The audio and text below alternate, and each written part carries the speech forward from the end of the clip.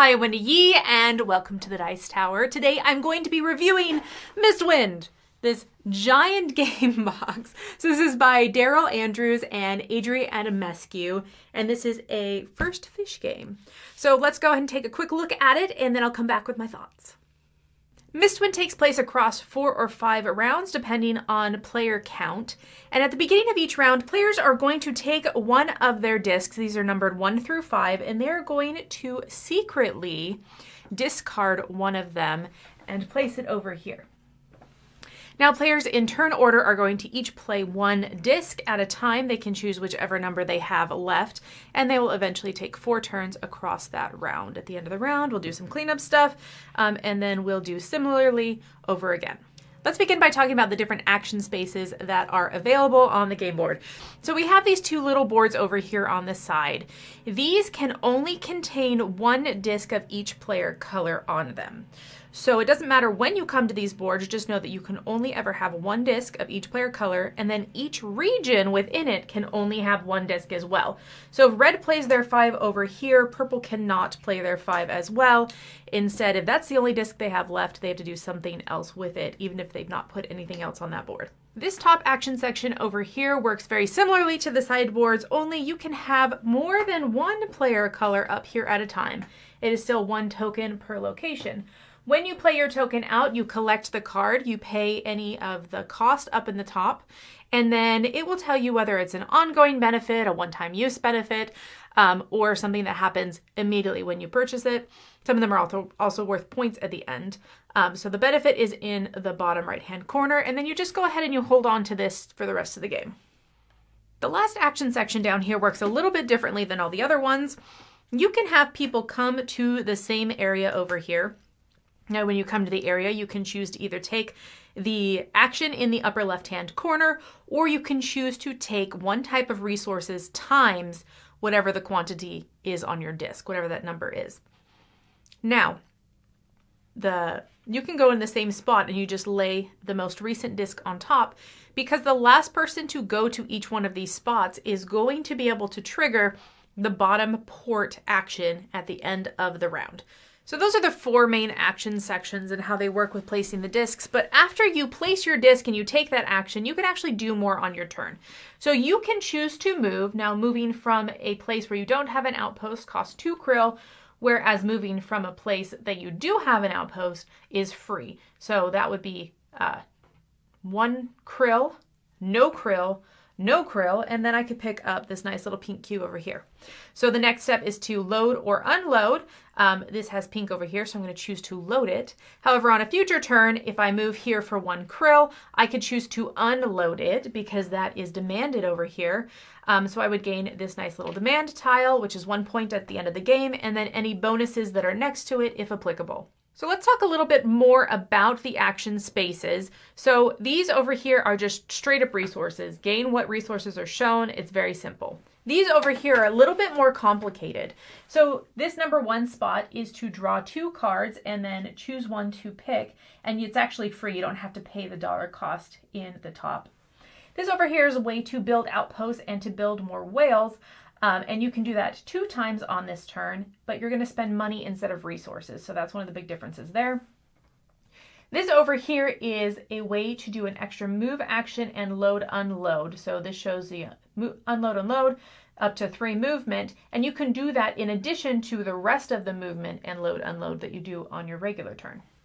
This over here is a way to get the first player marker, and this is 2 points at the end of the game if you still have it on your, like if you possess it at the end of the game. Another way to get a couple krill and to trade around resources. Finally, number 5, you can choose any of the bottom bonuses on the ports, and you can take one of those instead of waiting for it to see if you have the topmost spot. Finally, I want to talk a little bit about objectives. So everyone starts with an easy, medium, and hard objective. And these over here are little connection routes that we're trying to make. So as you can see, there are the dark colored circles and then the double bullseye looking circle. So we need to make these 2 connection routes. If we make both of them, we can actually play the card and say, hey, it's done, and we'll get those 7 points at the end of the game. Or if at the end of the game you've not played the card yet because you didn't have both connections, but you happen to have one of the connections, then you can gain 3 points at the end of the game. Now, what do I mean by connections? I mean anything connected by whale or outpost. So for example, if I'm trying to connect this over here down to this over here, I have this connection right now. And if at the end of the game, this is the setup, then I can actually play that card to say, hey, I have one of those connections. Now, if I did move this whale, this spot is no longer connected over here. If I've already met the objective, played the card, I'm good. But at the end of the game, this would not count as a connection. Now, the cards are not the only thing that connections matter for. We have these little keys in the corner over here and here, and those are trying to make connections to specific locations, and these are variable setups, so it just depends. This happens to be the key that came out. But this one over here wants this spot to be connected all the way up here to this little cocoa bean thing over here. Now, the first player to do it would get 6 points, and then less points as that connection is made. So that is a race to be there first. And once again, the whales do count towards that, but you have to have your whales connected to be able to make that possible. So here, I'm not quite connected, but I'm close. Finally, we have these other first come, first serve objectives. These are the 4 that'll sit out for the whole game. For example, this says just have a crate of each one of the different colors. So I've made deliveries to each one of these main spots over here, or even the corners. There's actually corner deliveries that are worth more points, but are a little harder and farther away. So how, you may ask, do I get points by the end of the game? There's a few different ways. I just mentioned those objectives, but also you gain points for having the first player token. That's worth 2 points. You also have these demand tiles or the cargo tiles that you've collected throughout the game. They're worth 1 or 2 points, depending whether they're small or large. There's also a majorities of each one of these sections and how many cargoes have been delivered. You also have the character cards that can be worth points. As you can see, she's got a 1 point over there. This has 2 points, 3 points, and so forth. So as a quick recap, players are going to be playing their discs. They're going to have one secret over here that nobody knows what it is. And then they're going to move around and they're going to load and unload, make deliveries, and then finally eventually meet objectives and collect those rewards. So that was a brief overview. Let's go ahead and see what I think about this game. All right, so let's go ahead and start with production. Production is gorgeous. Absolutely beautiful. You've got the player trays, they've got the miniatures in them, they've got a dry brushing as well as a coloring on them. The board is beautiful. It's this lovely, fantastical map, and all of this takes place in this beautiful, fantastical world. So I think looking at the box cover and seeing, ooh, flying whales, this is so pretty, and then opening up the box, I think you know what you're getting, and I think you get what you expect when it comes to production. So I think it's beautiful. I do wish that there was a little bit more explanation as to what goes in the trays. I figured that out, but it was just a little bit like, why? Why is this not added in? It's so easy to just add in the little explanation of like, this is where stuff goes, okay? Instead of trying to puzzle it all out. But that's a side note. That's very minor. So talking about actual gameplay and the mechanics of the game. So this is a pick up and deliver, a little bit of route building, some racing to some objectives kind of thing. And all of that just checks off boxes for me, right? I really enjoy route building. I enjoy pick up and deliver. I enjoy objectives a ton. And so this game is one that I thought, I'll probably love this. I'm going to play this. For me, the whales are cute. They're like a bonus, but they're not the main selling point for me, if that makes sense. I'm okay with not as nice looking games, as long as it's mechanically sound. So let's talk about the mechanics of this. So the pick up and deliver, you can move on every turn, and you can either pick up or you can deliver on every turn. I think that's very clever. I also like the idea of the flying krill that you have to eat because whales eat krill. And so I'm trying to imagine, like, they look like little shrimps, right? Little flying shrimps. I would hate to be a human in this world where you have giant flying shrimp krill things. I don't know. Anyways, but there are certain pickup spots that you can go there, and instead of getting a good, you can get a krill.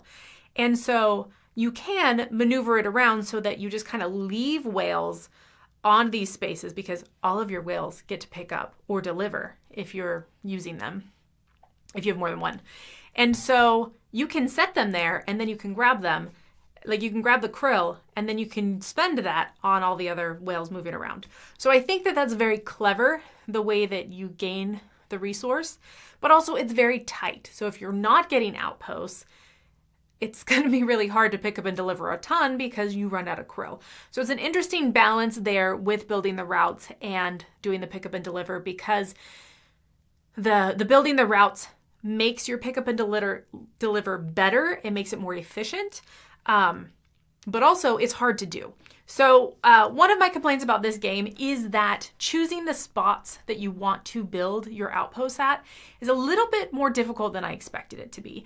So the main actions happen on the port cards. That's what the port action is. And they usually tell you a very specific spot on the board. You know, it's saying very specifically the green area, specifically the glass bottle in the green area. That's where you can build an outpost, which could be great. That could be exactly where I want to build one, or it could be completely off track and I don't want to build there, but that's the only spot I have left because every other spot that took that number is gone. Now, the caveat to that is that you can get resources instead of building, and that's fine. But also, sometimes you want to build everything in that row because everything in your path has just come out and you're like, oh, I have to build all of those specific spots, but I can't because I don't have enough resources, because I have to spend those action discs to get resources. And if I spend them to get resources, then I'm not building those spots that have come out this round that I need, and they won't be there next round.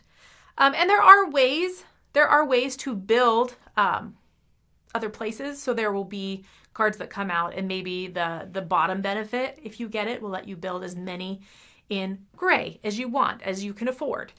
So there are those ways to build where you want, but I just feel like they're few and far between, and it's just kind of random how it comes out. And so for this being such a route building game and there being multiple ways to meet objectives, it's just really hard to focus in on that a ton, because you're just kind of like, hey, it's how the cards come out. And if they come out well, and if they come out when I have resources, and if I, picked the right discs, then it'll work out. And if not, I don't know. So that's my other big complaint, is the discs. So you get rid of one at the beginning of the round, just kind of arbitrarily. You're like, hey, I like everything, but I guess I can live without my 5. And then you can have that moment where everyone fills in all the resource track before you get a turn, and all that is left is the 5 space, and you're like, well, I got rid of my 5. I guess I'm not getting any resources this round, and everything else that I'm doing for building is dependent on me getting resources. So, oh well, I guess I just don't get resources. So it's just one of those that, like, I find the tactical nature of the chips to be frustrating. And I think it would even be less frustrating if I didn't have to get rid of those chips initially. If I just said, if you just said, hey, play 4 out of the 5 chips, I would be less frustrated, but I still think I would be. And that's the hard thing, is that the actual action selection in this game doesn't win me over. And it's so sad because I like the other parts of it. I love the route building. I like the pick up and deliver. I like the theme. I think it's clever. The objectives are cool. But the action selection is such a core part of this that I can't approve this game, because it's not one that I'm going to ever pull out again, because I get frustrated with it and I get annoyed. Also, there's 5 amazing actions and I only ever get one of them per round on that little action slide board. Like, it's just, it's too tactical for what I want it to be, because everything else in the game is also tactical. But I'm more Euro tactical, if that makes sense. So I think at the end of the day, I'm going to give this a 6. This is one that I think if someone else wanted to learn it, I would pull it out. I'd play it. I don't hate it. And I don't dislike it a ton, but it's just not as fun as I was hoping it would be. And it really is the tokens and then how hard it is to make those routes. Those 2 things just kind of made it from this game that could have been awesome to just kind of okay. Now, the production, for some people, I think this is going to win you over. And if you want that beautiful game and you want to fly around in your whales and you want to make deliveries, I think that this could be a fabulous game for some people, but for me, this is a 6. So thanks for joining me today. I'm Wendy Yi, and this was Mistwind. So keep flying your whales, keep delivering stuff, and keep playing games.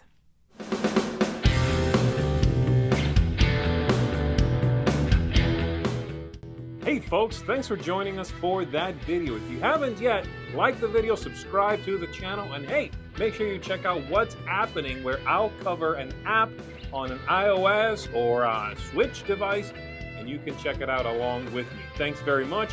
You've been watching The Dice Tower.